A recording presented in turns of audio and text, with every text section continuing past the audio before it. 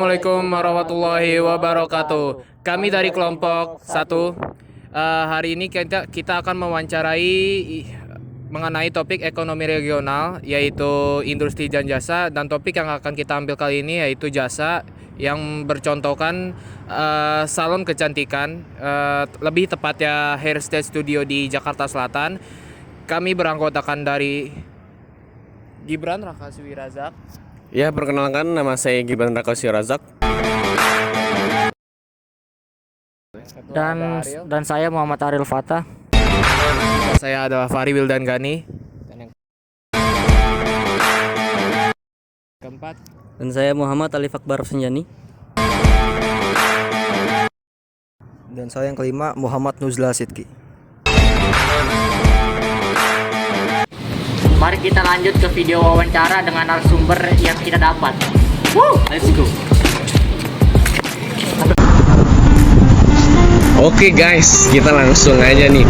Kita akan busukan langsung ke salon hair style yang ada di Jakarta Pusat. Langsung aja ya, nggak langsung coy.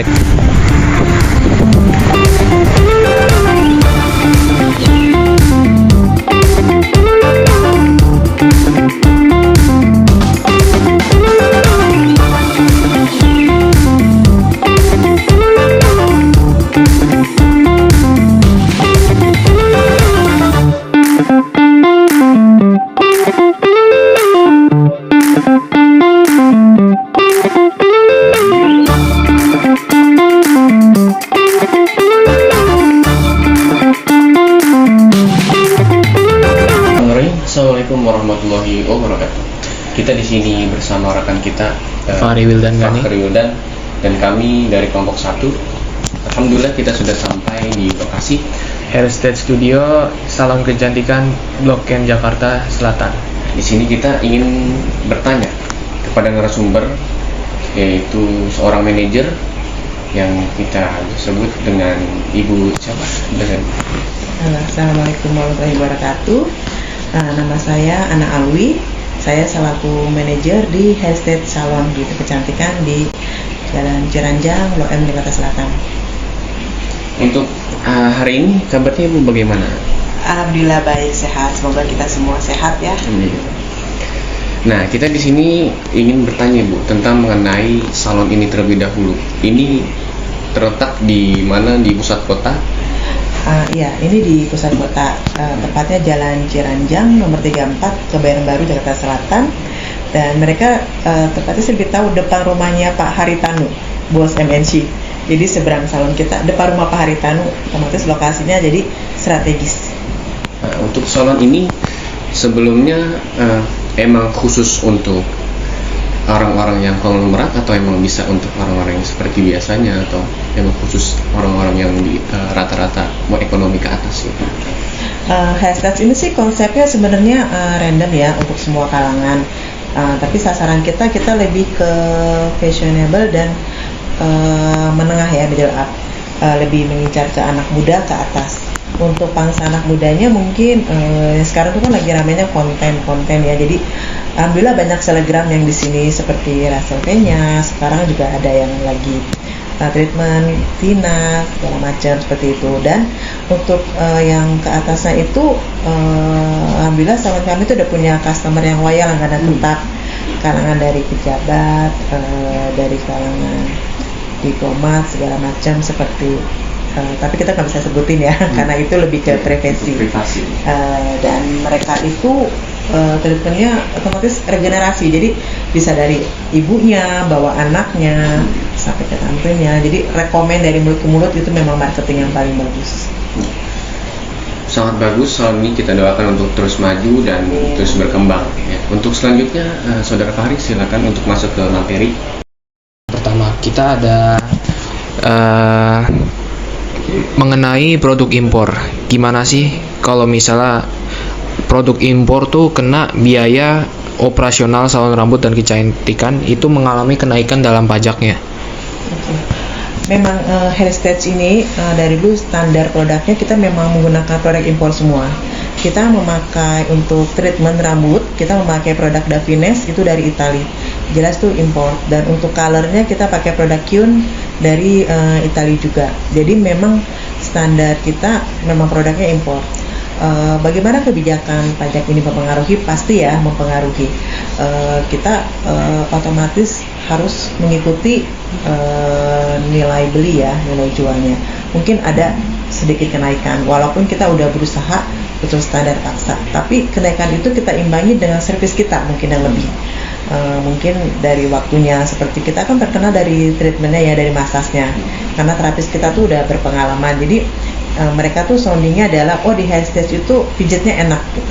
Jadi mungkin dengan servis jasa kita yang nyaman, comfort mereka berasa harganya itu sesuai gitu kan.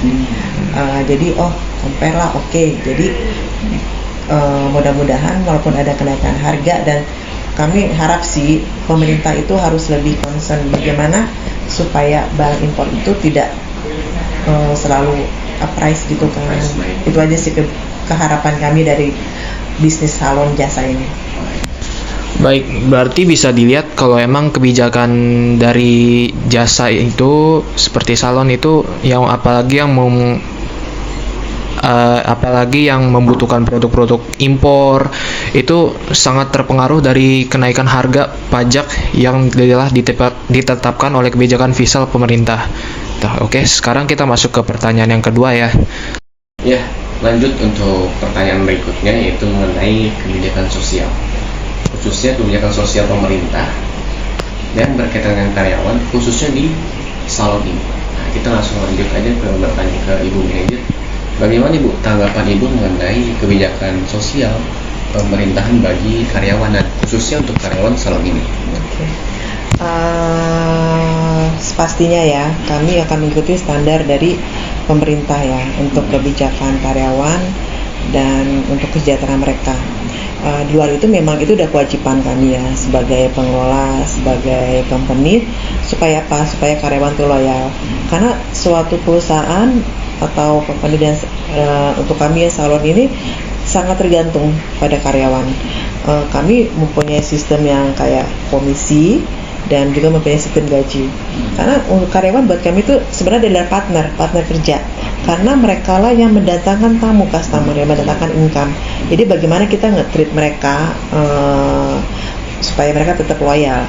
Untuk itu misalnya beberapa konsep dari kami itu, kami tetap sertakan mereka ada BPJS Tenaga Kerja, itu untuk pensiun mereka ya, dan untuk kesejahteraan mereka nanti, dan itu ditanggung sama perusahaan, dan juga ada BPJS Kesehatan pastinya ya selain itu. Dan kami juga punya koperasi. Nah, koperasi ini untuk simpan pinjam dari iuran mereka yang per bulan. Mungkin untuk nominalnya nggak banyak, tapi itu akan worth it lah, maksudnya akan bernilai nanti saat mereka punya kebutuhan mendadak, mereka bisa ambil dari koperasi itu, seperti itu. Jadi untuk upah minimumnya, alhamdulillah sih kami udah di standar upah minimum Jakarta. Dan bedanya kalau di salon itu tanda petiknya apa? Mereka tuh pasti ya, saya pastikan mereka sudah dapat tips dari tamu servis. Jadi tips itu sebenarnya jadi merangsang mereka untuk memberikan servis terbaik. Jadi di luar gaji, bonus bulanan, mereka tuh ada tips harian. Jadi bisa itu gajinya utuh gitu. Jadi sebenarnya kalau untuk salon sih mereka asal mereka bisa mengelola aja tuh udah bisalah hidup layak gitu. Alhamdulillah seperti itu sih. Terima kasih. Jadi kesimpulannya bahwa salon ini, dan kata Ibu juga bahwa karyawan itu adalah sebuah partner. Jadi kita tidak membedakan, jadi sebuah teman dalam pekerjaan. Ya. Untuk masuk ke pertanyaan terakhir, yaitu kebijakan moneter, kita masuk pertanyaannya, yaitu apakah dengan Bu Ana ini merasa perlu untuk menyesuaikan harga layanan salon Anda berdasarkan kondisi kebijakan moneter? Jika ada, itu alasan apa? Iya, itu sebenarnya sikon yang kami hadapi sekarang ini ya. Jujur, salon itu tergantung seperti sekarang dari inflasi itu, dari kalau naik dolar naik, atau kayak sekarang tuh sudah mulai krisis perang di Timur Tengah ya, itu mengaruhi sekali. Karena ya itu customer kami dari kalangan menengah ke atas, jadi mereka pasti akan memperhatikan pangsa pasar, harga dolar seperti itu, dan itu jelas sekali seperti akhir-akhir ini sejak mulai berkibar ya, perang antara Israel dan Palestina itu dolar naik, jadi customer itu kelihatan seperti kayak menahan diri gitu. Mereka tetap ke salon untuk kebutuhan utama seperti gunting rambut dan cuci blow atau treatment, tapi mungkin untuk treatment yang seperti fashionable, mereka harus mengcolor rambut, harus untuk nge-treatment head, body spa segala macam, mereka akan lebih menahan diri.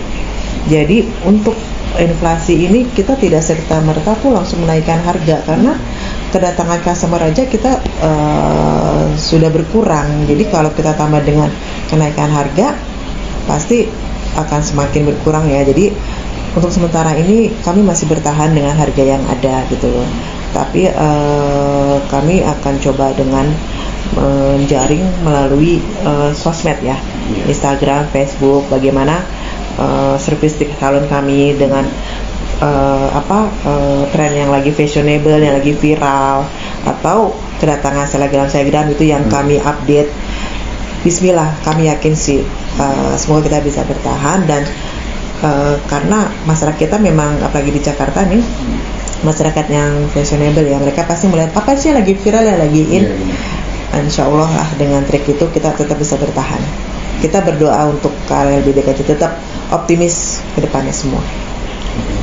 Oke, baik, terima kasih atas Bu Ana. Kita masuk ke kesimpulan terakhir, yaitu yang akan dijawab oleh Saudara Gibran. Alhamdulillah kita sudah pada sesi terakhir wawancara, yaitu kesimpulan.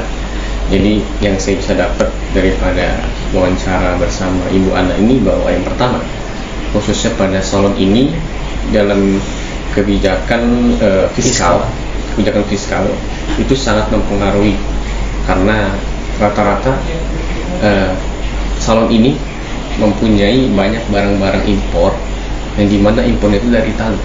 Jika pajaknya naik, ya, maka itu sangat mempengaruhi barang-barang impor yang masuk ke dalam Indonesia ini, khususnya untuk salon ini, karena salon ini rata-rata barang impor. Jadi kesimpulannya sangat mempengaruhi barang-barang impor kepada produk-produk yang untuk dipakai khusus pada salon ini. Adapun yang kedua, kita bisa simpulkan dari Bu Ana juga bahwa kebijakan moneter itu yang kita simpulkan sangat mempengaruhi inflasi. Jadi kenapa? Karena salon ini barang-barangnya ataupun produk-produknya dari luar negeri, ketika masuk sini kan dia menggunakan dolar, jadi sangat mempengaruhi inflasi terhadap dari mulai bea cukai ataupun pajak yang masuk ke dalam Republik Indonesia ini, Sehingga nilai mata uang yang keluar pun memerlukan lebih banyak lagi. Jadi adapun yang ketiga, kita bisa menyimpulkan dari Bu Ana khususnya pada salon ini, yaitu kebijakan sosial. Dalam kebijakan sosial ini kita bertanya bahwa pemerintah yang berkaitan sosial, pemerintah yang berkaitan dengan kesejahteraan karyawan. Jadi kata Bu Ana, karyawan itu sebuah partner dalam bekerja. Jadi kita mempekerjakan karyawan sebuah partner untuk bisa memberikan terbaik kepada sebuah perusahaan, khususnya pada salon ini, dan bisa memberikan terbaik pada customer daripada karyawan. Jadi kita harus memberikan terbaik dulu karyawan memberikan terbaik pada customer. Jadi kita saling menguntungkan satu sama lain. Nah, dari kesimpulan itu kita bisa simpulkan, karena salon ini adalah sebuah jasa, perdagangan jasa. Jadi Sehingga dari tiga kebijakan tadi, fiskal, moneter, dan sosial, ini sangat mempengaruhi baik langsung dan tidak langsung terhadap salon ini. Oke, untuk terakhir kita untuk terima kasih pada Bu Ana telah menyempatkan waktunya dan direpotkan juga ini. Terima kasih pada Bu Ana. Terima kasih ya Bu. Dan Ibu bisa kasih salam atau apa ke Pesan dan kesan. Oke, waalaikumsalam warahmatullahi wabarakatuh. Alhamdulillah, saya juga secara personal dan dari Hairstyle Salon terima kasih ya atas kunjungannya kalian, karena kunjungan kalian membuktikan bahwa salon kami bisa ikut berkecimpung dalam dunia bisnis ini ya. Harapan kami kita semua tetap dalam keadaan sehat aja dan kebijakan ekonomi yang baik, dan kita berdoa supaya tetap stabil kondisi ekonomi ini, supaya kehidupan kita oke aja, harga tidak melambung, kita tetap nyaman. Dan untuk kalian para mahasiswa-mahasiswi, tetap semangat, jangan terlalu pesimis masa depan, karena kita yakin Allah tetap selalu membersamai kita selama kita berdoa, dan doa itu adalah mengubah takdir.